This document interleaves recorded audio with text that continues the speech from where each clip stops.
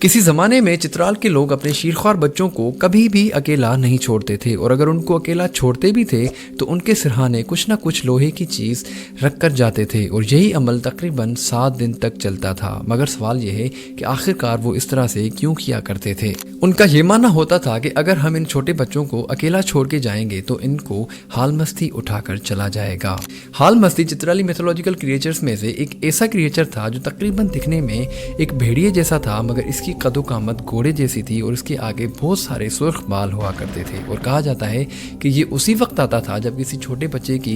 पैदाइश हुई हो या फिर किसी की ताज़ा मौत वाक़ई हुई हो। और इन्हीं रीजंस की वजह से चित्राल के लोग अपने बच्चों को कभी भी अकेला नहीं छोड़ते थे और उस जगह को ठीक तरीके से साफ किया जाता था जहाँ पे किसी मैयत को गुस्ल दिया गया हो, क्योंकि उनका ये मानना होता था कि अगर 7 दिन तक ये प्रोसेस नहीं चला तो हो सकता है कि हाल मस्ती आए और वो डेड बॉडी को उठाकर चला जाए। आजकल हो सकता है कि हाल मस्ती का जिक्र सिर्फ अफसानों तक महदूद रह गया हो, लेकिन किसी ज़माने में चित्राल के पहाड़ों में हाल मस्ती की हैबत हर किसी के दिल में बसा करती थी।